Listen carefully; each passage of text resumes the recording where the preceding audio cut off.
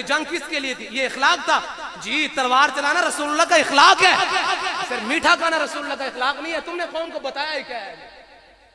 आज जो मौलवी मिंबर में बात करे जिहाद की, आका नबी अलैहिस्सलाम की इज्जत और नामूस की, खत्म नबूवत की, गाजी मलिक मुमताज हुसैन कादरी की, तो कहते हैं ये मौलवी सियासी हो गया जी, इसको बाहर निकालो।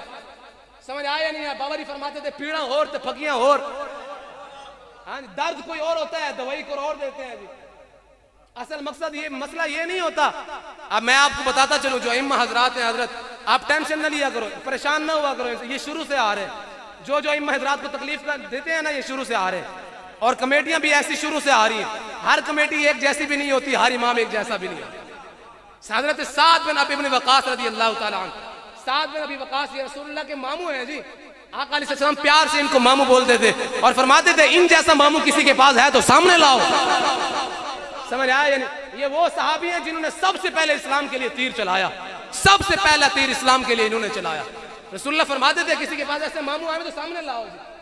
और ग़ज़वा उहद के अंदर जब मुस्तफ़ा करीम सल्लल्लाहु अलैहि वसल्लम पे 73 हमले हो गए जी। लोग कहते हैं अमन से पहला इस्लाम।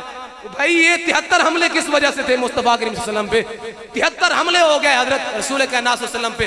हजरत साद बिन अबी वक़ास ऐसे सीना चौड़ा करके खड़े हैं काफिरों के सामने। समझ आया या नहीं आया?